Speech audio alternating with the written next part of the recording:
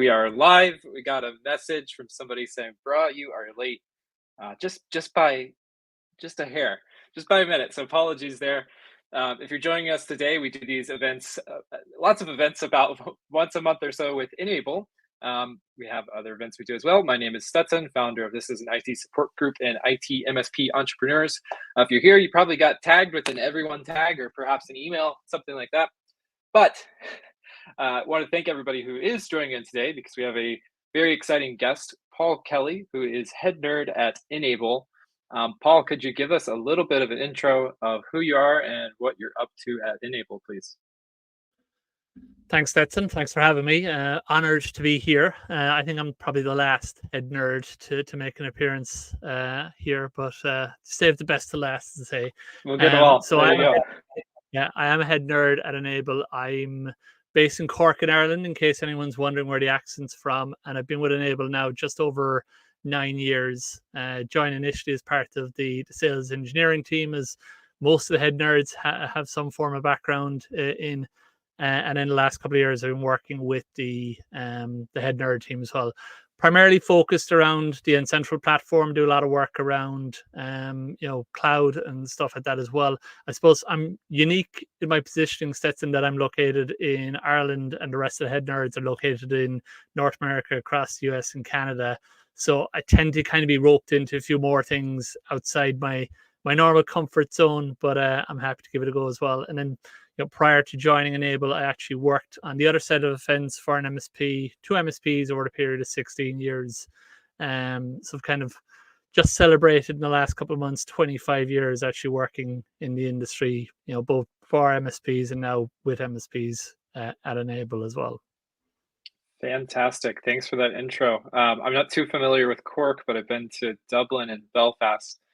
Lovely country and lovely accent as well. And I also love to hear, Paul, like many of the head nerds, you have actual industry experience, which I think is super helpful for our audience to just build trust and what you're talking about. Today's topic, of course, is a little bit broad, but the title is Industry Trends and Opportunities. Of course, this is kind of focused on the MSP space and perhaps some internal IT departments. But Paul, I think we should get right to it. You mentioned to me this thing while we were chatting earlier called the Horizon Report. I'm curious what that is and how it can inform this conversation. Yeah, so the Horizon Report was a report that Enable commissioned in conjunction with Canalys, who are a global research company, basically to look at the MSP industry as a whole, look at how it's performing and where they see growth and opportunity within that MSP industry in the coming years ahead as well. So it's kind of looking at really how the overall business of the MSP industry sits today and where there are opportunities moving forward as well. It's a massive report. If you love reading and you love statistics and you love bar charts and pie charts and all that sort of thing, and percentage numbers and large dollar amount figures, then you're going to love the Horizon Report. We will merely just touch on it today with our topic of conversation, but the full report is available to download from our website. And I think you shared the link in the chat there, Stetson, as well. Yeah, fantastic. There's a link here. Of course, we won't cover all of it since it looks like it's quite long. I wonder, can we share super quickly and check this thing out? I've never tried this before. Would that be all right, Paul? Let's see. We'll just give it a scroll. I think that's allowed. Yep. MSP Horizons Report 2024. There's a link down below. Again, we won't go too deep into this, but it looks like it covers lots of the topics we're going to be talking about today. I'm super curious about RMM is not dead, as well as AI at a point of inflection. So maybe we'll get to that. There's a lot of stuff here. I encourage folks to go grab that and give it a read. So Paul, sorry, Stetson, if anyone is kind of wondering if we pull, and I'll try and avoid, mentioning too many statistics and figures today as such, but if anyone's wondering, what's backing this up or where is he getting this information from, it's all based on this report as well. So some of the information I have obviously is my own experience, obviously, but a lot of the stuff that we're talking about today is out of that report directly. Yeah, fantastic. Well, let's get right to it. We're talking again about industry trends and opportunities in the MSP space. We chatted about the Horizon Report, of course. Paul, I'm kind of curious on overall strength of the global market. Yeah, so we're in the right business at the moment. It's good to know. The MSP market is extremely strong, and a lot of times when we look at reports, they tend to be regionalized. They might look at the North American market, they might look at the EMEA market, the UK market, the APAC market. With the Horizon Report, we actually surveyed about 730 plus MSPs right across the globe to get a full understanding of where the market lands.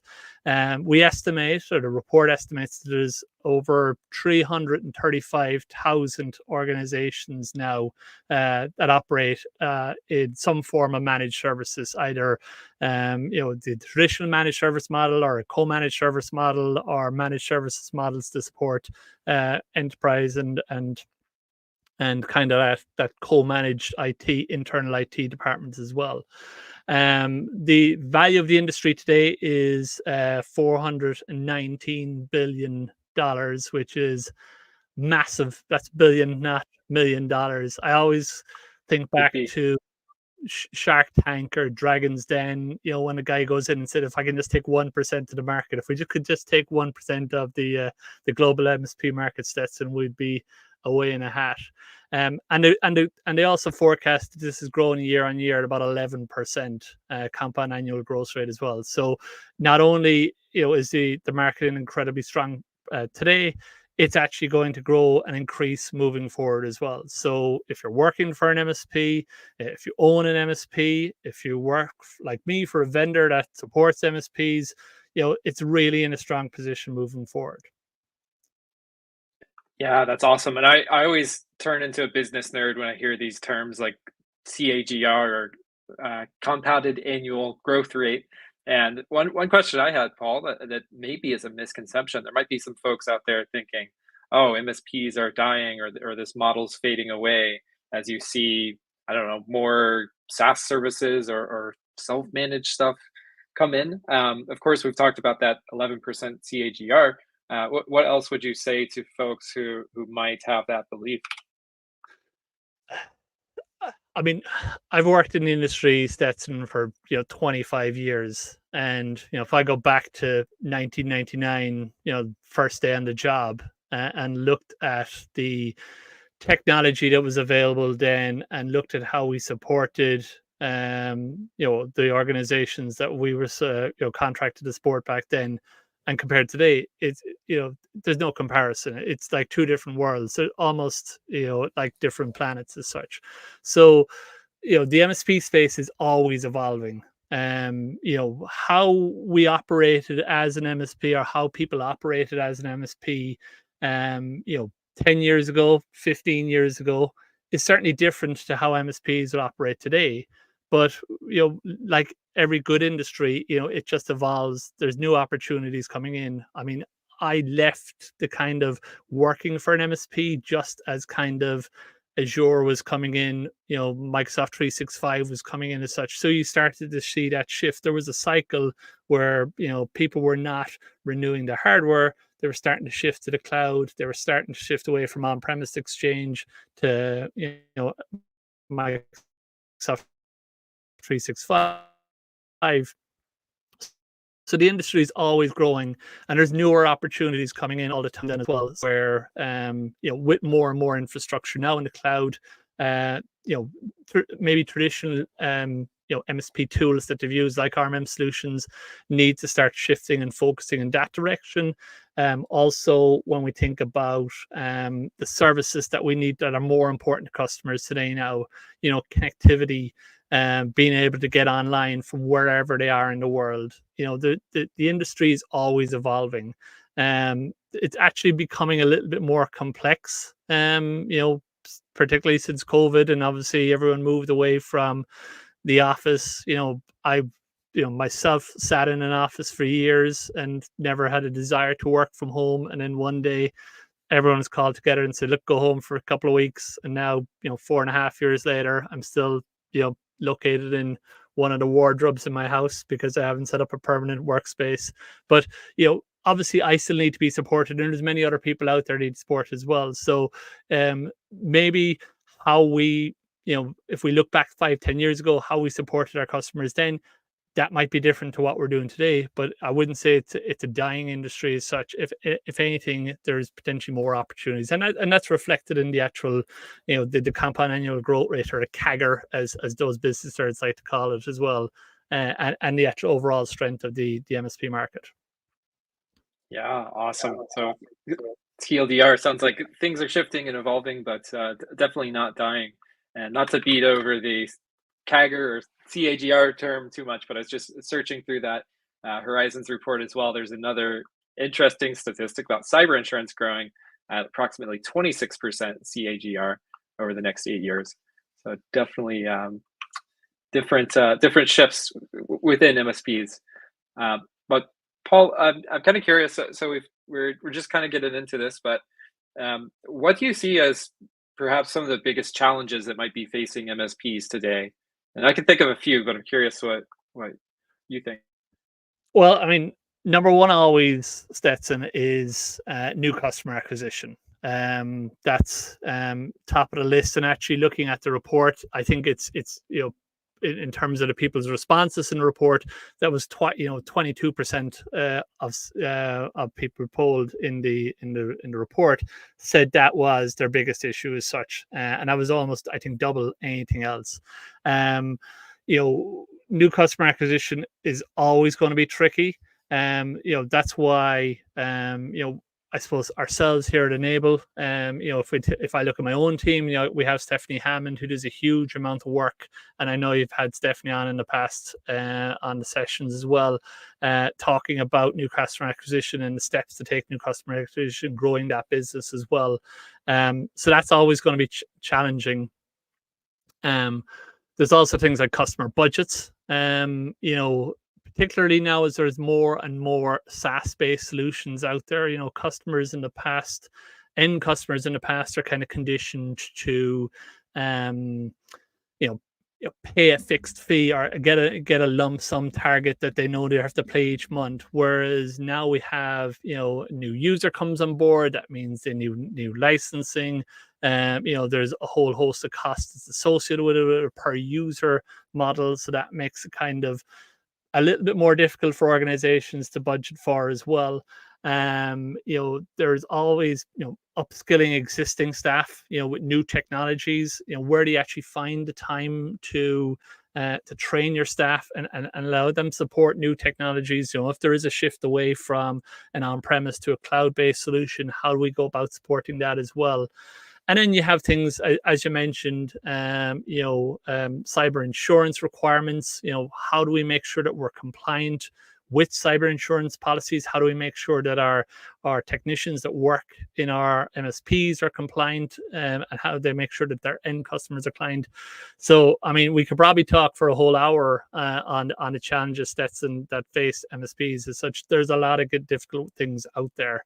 But there's also lots of great resources and tools out there as well to help support that as well, Yeah, absolutely. And maybe we'll circle back to some of these if we run out of topics here. But definitely no shortage of challenges, and it sounds like a lot of these are pretty static or consistent. For instance, the new customer acquisition, I think, was the first one you named. Like, marketing sales is always, it seems like, a challenge to kind of learn to grapple with, and how to get your team effective at that.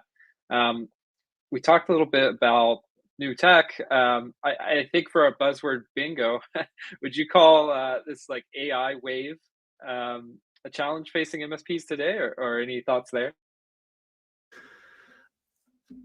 It's probably challenging from the point of view that end customers are asking about it. What can you do? How can it help me? And you go back even probably to the start of the year. No one talked about AI in the way that we're doing now, and we're only, we're still in August, so we're not even 9 months into the year, and it's completely swept across the board. My 80-year-old parents talk about generative AI tools. My 9, 10-year-old kids talk about generative AI tools. Everyone is talking about it. So not only are we as an industry talking about it, customers talk about it, everyone's talking about it as such. So I suppose if perception is a big thing in the MSP industry, and if you're not, I suppose, perceived to be moving with the times, you could be perceived to be actually slipping behind. So you need to be looking at AI, and you need to be looking at ways you can incorporate it into your business, and also potentially show your customers that you're utilizing it as well. I mean, from a business perspective, obviously a lot of MSPs will use generative AI tools to handle their ticketing. So they'll put the tickets through a generative AI solution first of all, to weed out the weak from the chaff, the good stuff from the bad stuff, the important stuff, the critical stuff for the mundane stuff as such. I've seen lots of good success stories, and we've heard from lots of partners that have had great success using this form of AI in relationship to their ticketing solution. So important issues are being dealt with more efficiently, quicker, but also nothing is slipping through the cracks as it once did as well. MSPs are using it to create content.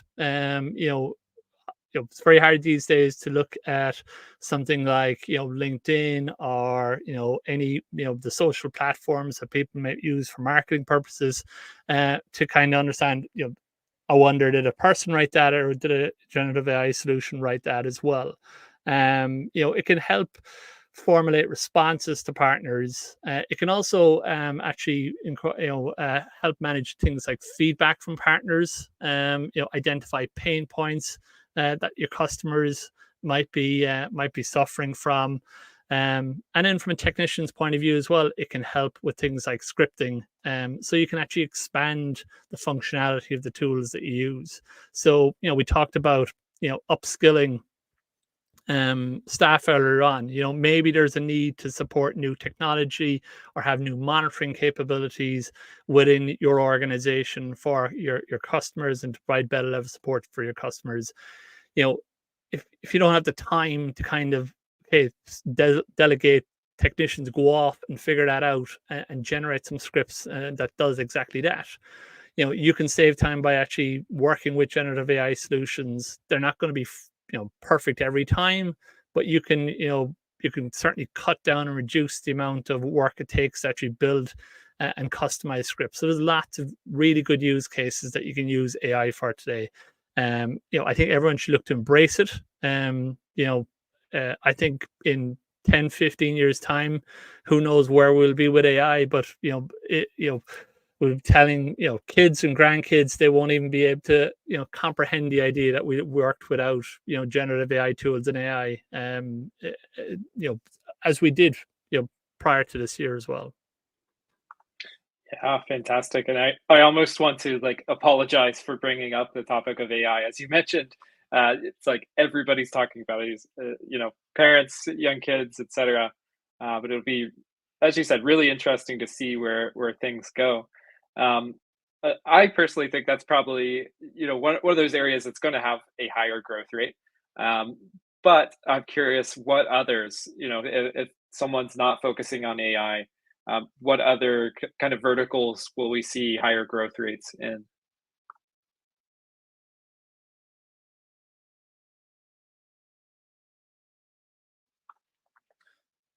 I think we lost you there for a moment, Paul, or you're on mute. Beyond oh, am I? No, I hear you. Go for it. Sorry. Too many people at home hogging a broadband. Great. But in terms of kind of services where we see larger opportunities and growth, cyber insurance, cyber securities, cloud services, these all have really high growth opportunities coming up in the year ahead and the years to come as well. So I suppose pulling up some statistics, the network management services are always going to be kind of upwards on the top of the list, because people need to be connected. And also, that is, as I mentioned earlier, that has been made more complex by a spread out workforce. So I don't support one office with one network infrastructure, one firewall anymore. That office might be spread across 10 different remote locations, because people work from home, people work from coffee shops, people work from shared workspaces nowadays as such. So that's more complex. That's always going to be an area that we'll see strong growth in as well. And obviously, because people are working from more locations, the security of that network environment is critical as well. So it's not just to ensure that there is connectivity there, but we need to make sure that we have the right security in place as well. With the move away from, I suppose, on premise to things like cloud, for example, you're going to see a requirement there to actually manage those environments as well. So, if we look at kind of going back to the Horizon report for a bit, we talked about MSPs. Do they see themselves as an on-premise service provider, a cloud service provider? But I think actually the majority of those see themselves somewhere as a hybrid, being able to support both, being able to support that on-premise, because that on-premise infrastructure, Stetson, is never going to go away. You're always going to have workstations, laptops, switches, routers within an environment as such. But there's more and more infrastructure now moving to the cloud as well, so you have to be able to support both. And obviously, the solutions that you use need to be able to support both as well. So this might mean that your RMM provider, your software providers, is actually enhancing their service offerings in what they do, or you have to look at utilizing other solutions as well. So there's plenty of growth areas out there. Obviously, when you think about areas that aren't growing, if anyone's in things like the managed print industry, that's obviously on the decline. We're seeing less and less printer things being printed off. It's not the service it was, and that's a real good indication of how the market has evolved. In the last 5 years, managed print services was a huge offering 5-10 years ago, for example, and because people just don't print off as much anymore, they're not in an office where they can print off as much anymore. We've seen a decline in that area as well. Yeah, and I'm really curious, as we talk about, moving to the cloud. It seems like just a few years back, I don't know, 2018, 19, consistently, there's this conversation of, yeah, everything's going to the cloud, going to the cloud. I have some opinions here, but I'm curious, Paul, have you seen a retraction from the cloud in the industry lately, or stability, or growth? I think it's a growth, and I think it was probably fueled, to a certain degree by COVID. It wouldn't be a webinar if we didn't mention COVID. But Sure. and this is kind of one of those areas where it starts to differ quite a lot between, let's say, North America, EMEA, and APAC, for example. I would certainly say the industry is at different stages across those regions as such as well. But in the past, I think, if we think of the end user, obviously, who's paying the money to the MSP for their services, their apprehension around moving to the cloud was, what's this going to cost me? How much is it going to cost me? Can you forecast what this is going to cost me on a month by month basis? And, if you contrast that to, look, I know how much this, these two servers cost, this Hyper-V environment costs, the licensing costs, it's all perpetual. I have it all here. I can get a fixed cost. I can break that down as capital over 3, 4, 5 years. I know exactly what it's going to cost me per month if I want to budget it that way as such. So there is an apprehension when we talk about cloud, when people start to say, look, how much it's going to cost, and I think kind of when we saw kind of COVID happening, the first big shift that caused was moving away from on-premise exchange to Microsoft 365, and Office 365 as a result of that as well. So that broke down a lot of the barriers, I think, to going down that subscription route. So I think in the coming years, again, you're probably going to see, once the next cycle refresh comes around, and everyone's on a different stage when it comes to their server infrastructure, you're going to see more of that moving to the cloud as well, particularly as more and more solutions can actually help align, with kind of things like billing in terms of the cloud, forecasting in terms of the cloud. More and more software solutions out there can help MSPs lay out exactly how much it's going to cost to run this infrastructure over a period of time, so that they can more accurately report that to customers as well. So certainly still a challenge, but certainly something I still see growing as well. I'd be curious, Stetson, to hear your thoughts on it, though.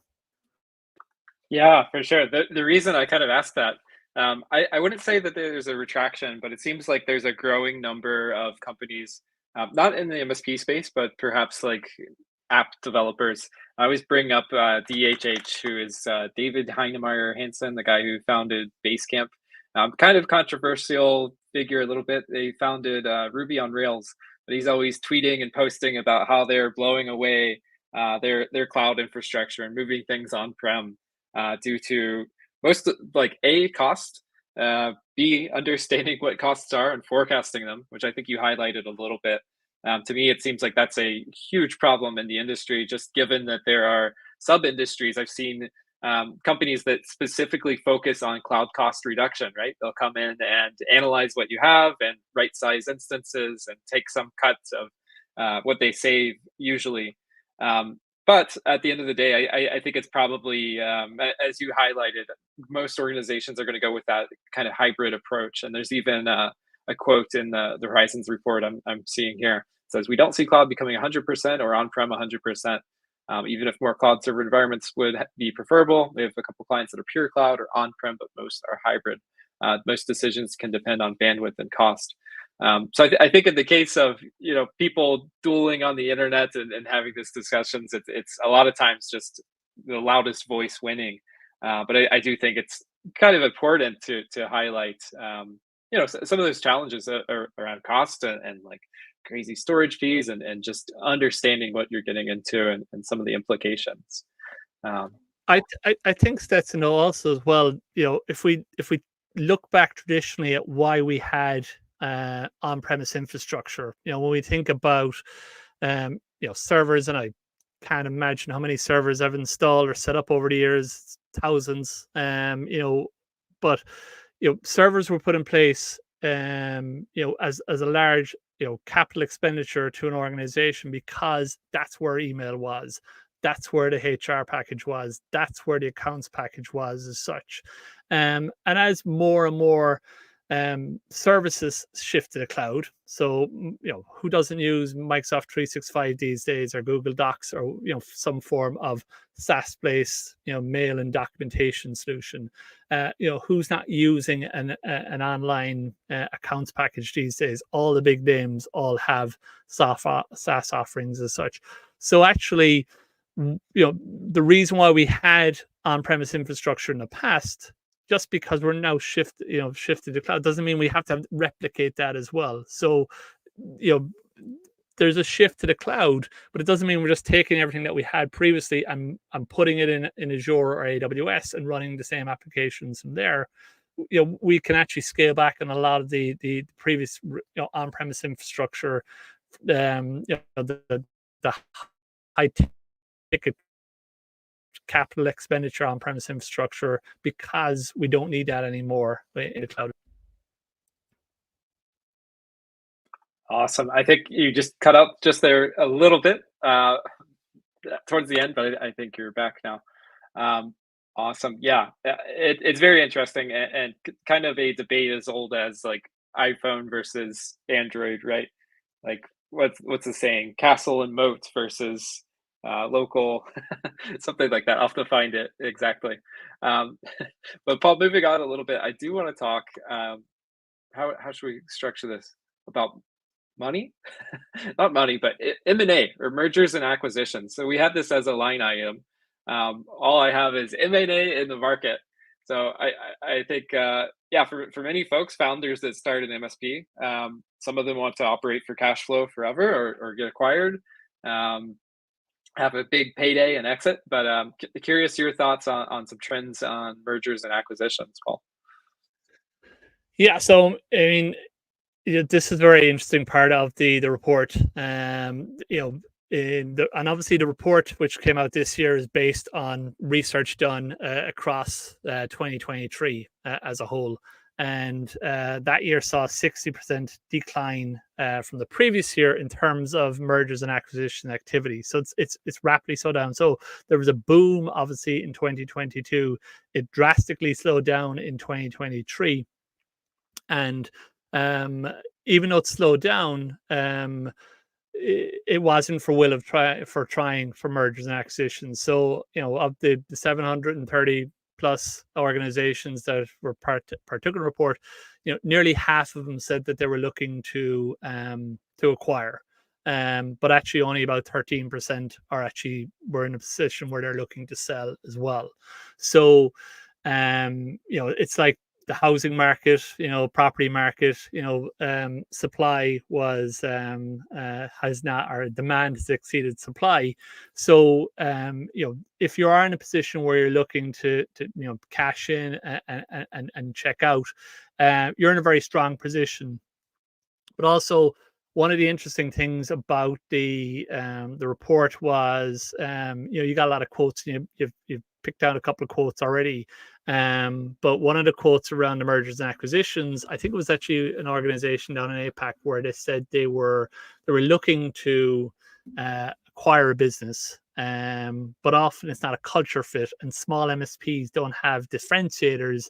So there's little point in buying them as such. So basically, an MSP went and looked at the business and actually found out, like I said, other than their customers, I'm not acquiring anything of value to me here as well, which is interesting because if you're just running an MSP thinking to yourself, look, I can build up a nice little pot here and then someone come along and buy it off me, it's probably cheaper for that business just to win your business, your core base, than trying to acquire you as a whole, your staff, all that comes with it, the capital that comes with that as well.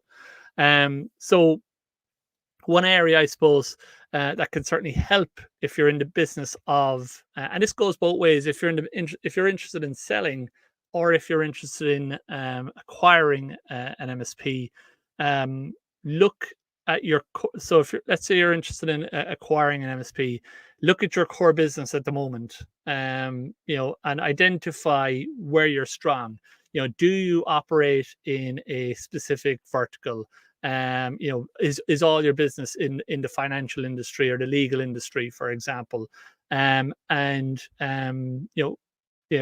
you do operate in particular verticals, and a lot of MSPs do, um, look to acquire a business that also operates in that MSP industry, because you're potentially bringing in knowledge that can help you. Or alternatively, if you don't specialize in a particular vertical today, but you do have a large cohort of customers within a particular vertical, which may have higher growth rates than the average 11 or 12% that we mentioned at the start. In some verticals, like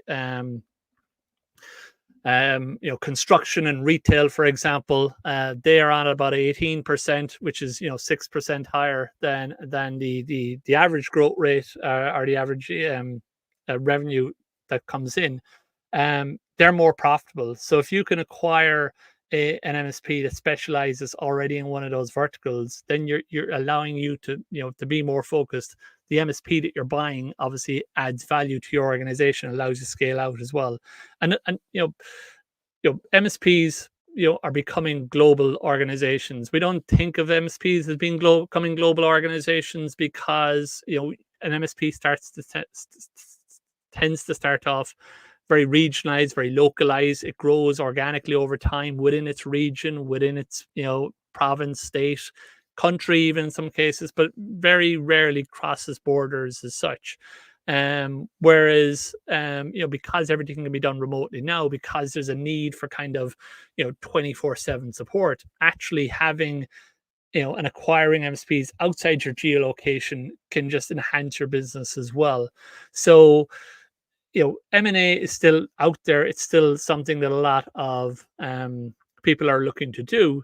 But if you're looking to sell, you need to actually stand out. You need to actually bring value. Even if you're a small guy selling to a big guy, you need to actually bring value to that organization. And at the same time, if you're a big guy looking to acquire, or anyone looking to acquire, look how that acquisition can enhance your offering as well. Yeah, wow. There's a lot to kind of unpack there. Yeah, kind of. I'm curious about this kind of anecdote you mentioned about the company. They wanted to acquire a smaller MSP, but it sounded like the only real value you said was the customer base. Maybe not, brand, etc. I'm not an M&A expert, but I think some people, correct me if I'm wrong, might call that goodwill.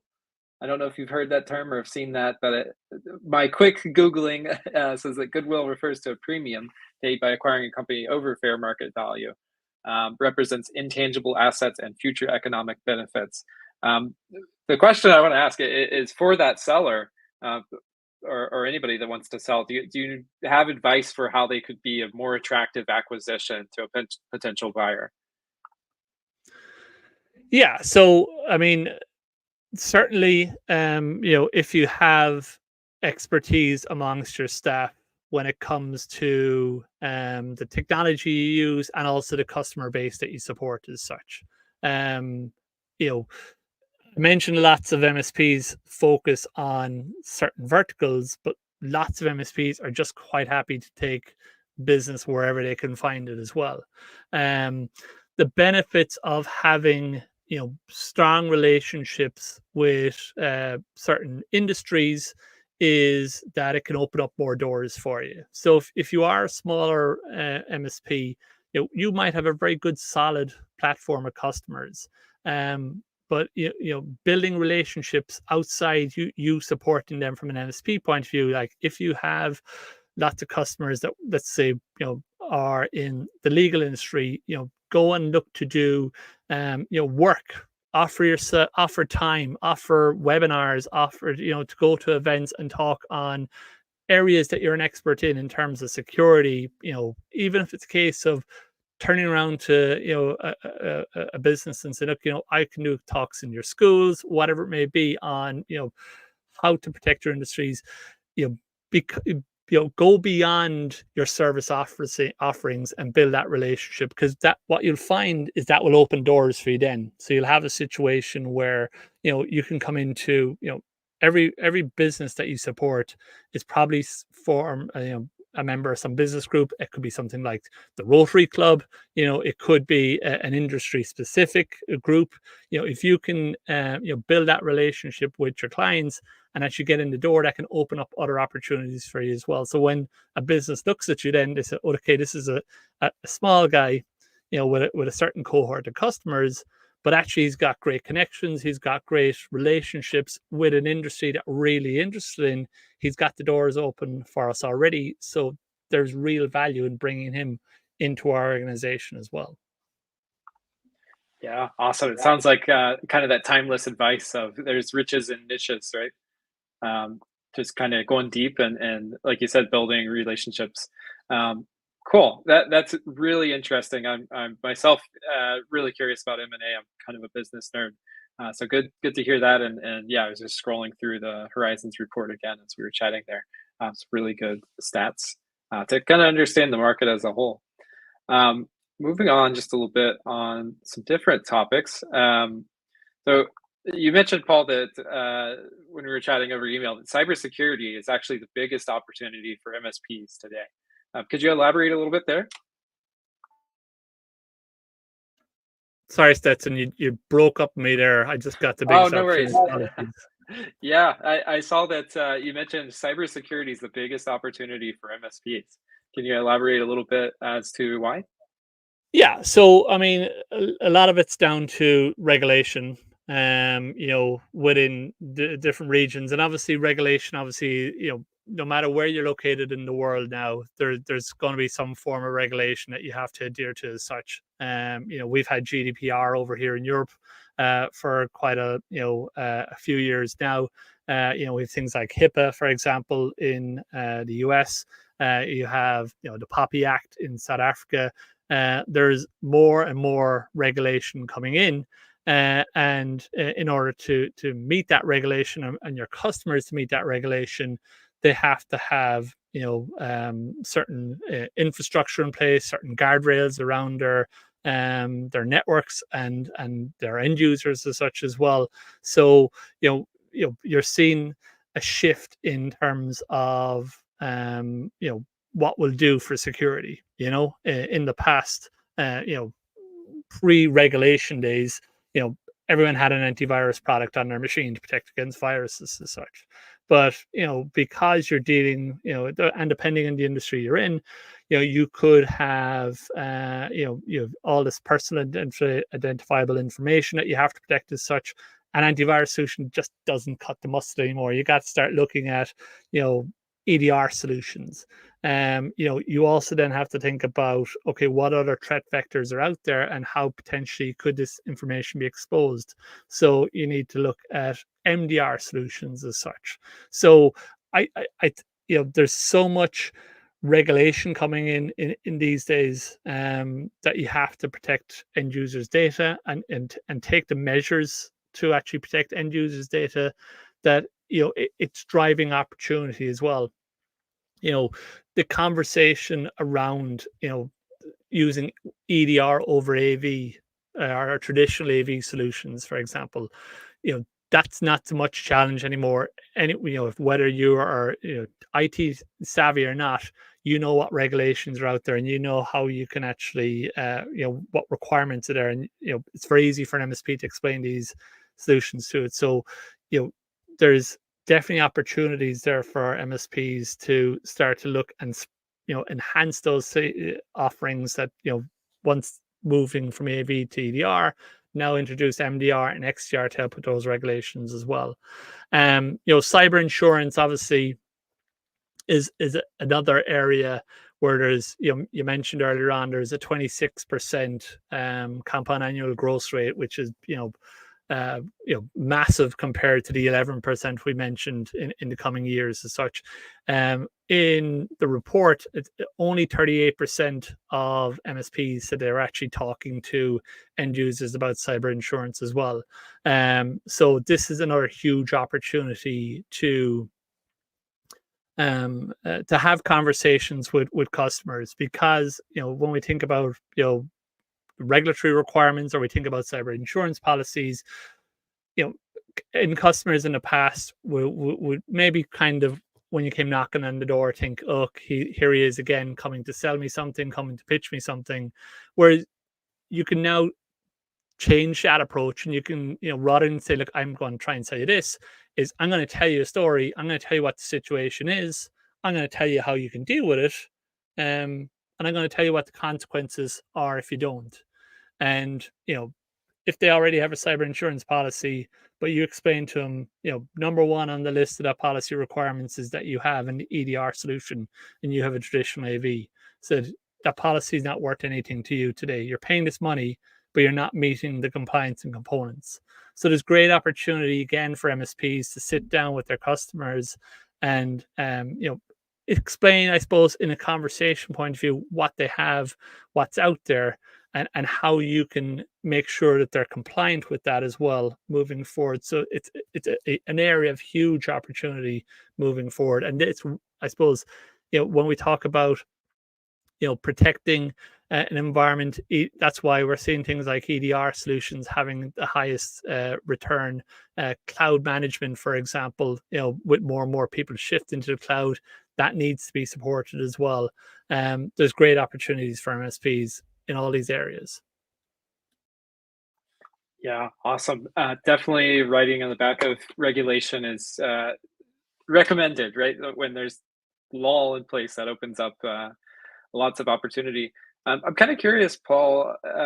So obviously within cyber insurance, cybersecurity, and data protection, we have all these regulations and things. Are there any other areas of opportunity specifically impacted by regulations like cybersec is?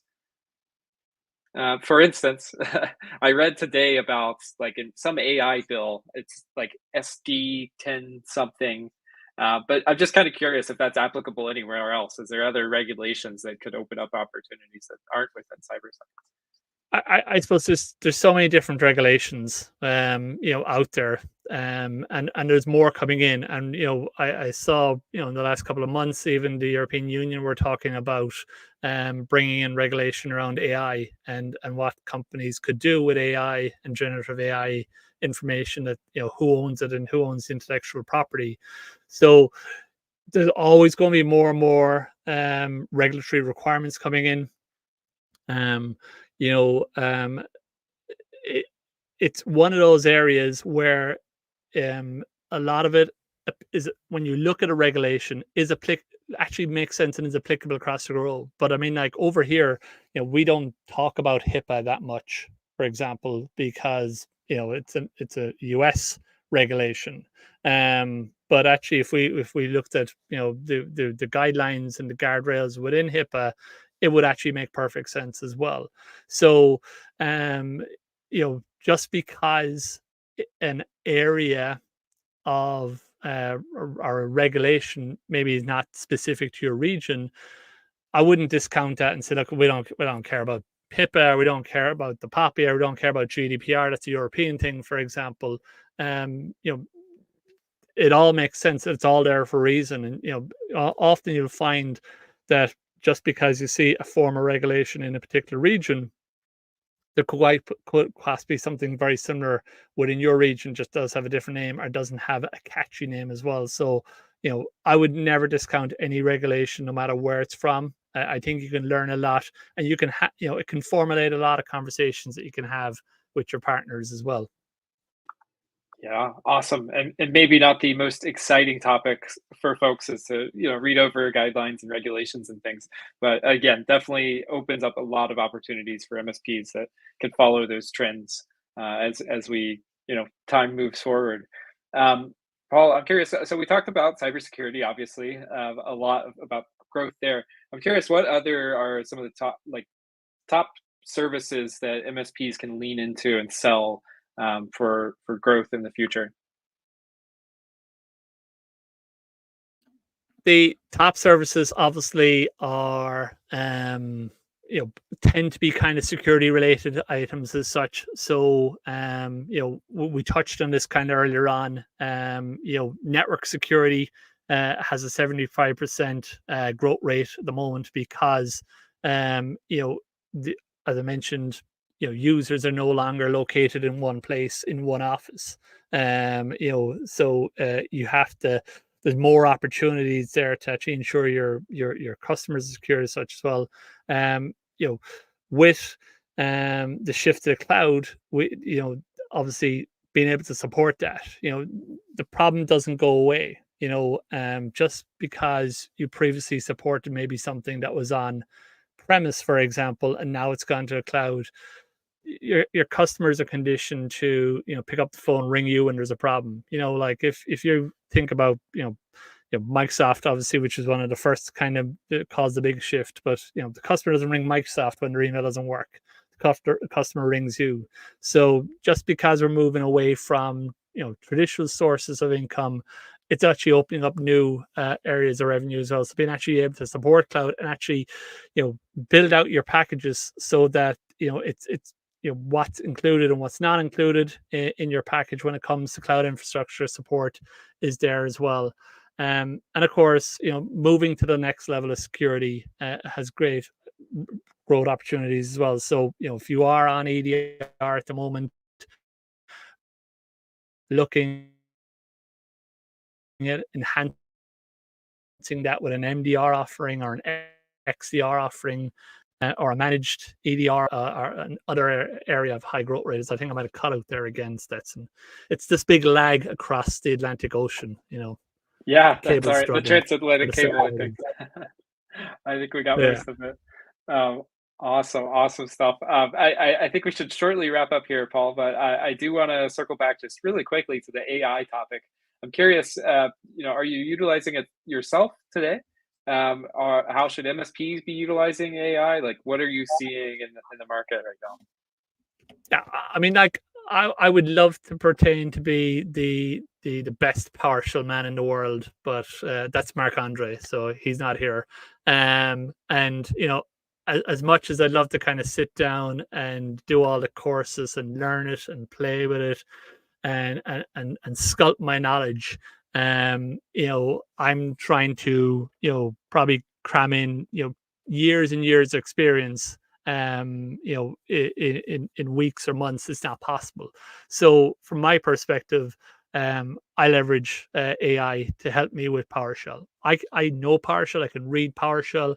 I can certainly decipher a script when I see it. But if you turned around to me in the morning, Sets, and said, "Look, build me a PowerShell monitor that does X, Y, and Z, it interfaces with this, API and pulls this information, then praises certain information out of it," you know, I could probably do it, but who knows how long. And unfortunately, time is money, and we don't have all the time in the world. So personally, I love working with AI when it comes to scripting. How good do I find it? It's hit and miss. And I've seen people kind of try something, take the error, put that back in, try something else, take the error, put back that in. You know, you still need that human element. You still need to throw your eye over it. You can't just totally rely on it to kind of do something for you. But it can certainly be a massive companion as such as well. I did a webinar last week around the power of PowerShell, and I told and the power of using PowerShell within N-central, and I told everyone in that webinar, you do not be afraid to look at AI solutions and look for help with AI solutions, because everyone's in the same boat. If we all had the time in the world, we could all figure it out and we could probably do it eventually. But why spend 6 hours coding something that a generative AI solution could do in 6 seconds, and then you can spend the next 20 minutes fine tuning it, honing it to exactly what you need as well. So for me, on a day-to-day basis, that's kind of the area that I see the benefit at the moment as well. And occasionally I get it to write a LinkedIn post, but just There you occasionally. go. There you go. Yeah, I'll throw out a few just because I really love this topic. Disclaimer that I'm not a lawyer, etc. But yeah, I think the content opportunities are pretty large. But I'd encourage folks, rather than just generating maybe blindly a post, to perhaps feed in some of your like own brand's materials on how your brand talks, and with solutions like ChatGPT or Claude is the big one today. You can really like get content ideas and kind of brainstorm with it as if it were marketing intern, or even maybe it's to like director level now, I'm not sure. And then the piece you mentioned about scripting, yeah, there's a really good program lots of people are talking about called Cursor. It's like a fork of VS Code, that just lets you fly through any kind of scripting software dev stuff. I'll have to send you a link, Paul, if you haven't checked it out before. But I'm excited for just the future in general, to see where things go with AI, cybersecurity, where MSPs, M&A, all of this stuff. It's really exciting. Yeah, I mean, Um, and if we think kind of, where will be even in 12 months' time, what will be the buzzwords then? I mean, like, if we yeah, had this conversation 12 months ago, Stetson, we probably wouldn't have discussed AI once in the whole, and if it was, it would have been very brief. So, the market is evolving all the time. The good thing about this Horizon report is it's going to be an annual report. So, it'll be interesting to see next year what the differences are in the industry to the previous year as well, and what will be the hot topic of conversation then as well. Will it still be AI? Will it be something else? The landscape's always evolving. Like, my kids are at the age now and they're kind of thinking, oh, what, people ask what you want to do when you grow up. And I always turn around to them and I said, guys, the job that you probably will do when you grow up doesn't even exist yet. So, yeah. that's that's the kind of landscape that we're living in the market at the moment. Things are constantly evolving. There's always going to be new opportunities, and it'd be interesting to sit back here even in 12 months' time, Stetson, and kind of look at the trends and how it differs. I think it would be a good topic of conversation from just 12 months ago. Yeah, absolutely. Like you said, it's one of those topics that moves, seems like almost week to week. Um, But let's not beat up AI too much. But Paul, maybe we'll be chatting here in August 2025 and looking at the new next Horizons report. That said, we're going to wrap up, folks. But I dropped a link in the comments. We'll also send, or right here, I guess. We'll also send out a link on our newsletter about the Horizons report. Paul, for anybody who wants to either connect with you or learn more about MSP trends, obviously they have the Horizon report. Where could they reach out, or what resources would you direct them to? So obviously, in terms of learning more from me, make sure you connect to me on LinkedIn. Head Nerd Paul is where you'll find me. That's where I put all the information that I gather, and that's where I put my blogs that I write, the events that I'm attending to. But connect with all the head nerds. We are always here to help. My virtual door is always open, Stetson. While I had no desire to work from home prior to actually being forced into doing it because of COVID, let's say, not because anyone made me do it, but because everyone had to do it. But what I always say is you're never putting out of me by reaching out to me directly. If you ever want my advice, people can email me, paul.kelly@n-able.com. I'm more than happy to have any conversation on any topic and offer any advice I could potentially have as well. But all the head nerds are a great resource for that as well. Yeah, fantastic. Paul, thanks so much for joining us. It's always a pleasure to chat with the folks at Enable, especially the head nerd team. Brian's just dropping in, so sorry, just joined because I woke up working third shift. Sucks. This recording will be available if you just refresh the YouTube page, or I think you can drag it back, but it'll be on our newsletter as well, as I mentioned. That's it, folks. Hope your day is great, and thanks again, Paul. Thanks for having me, Stetson. Hopefully we'll do this again soon. Sounds good. See ya. Cheers.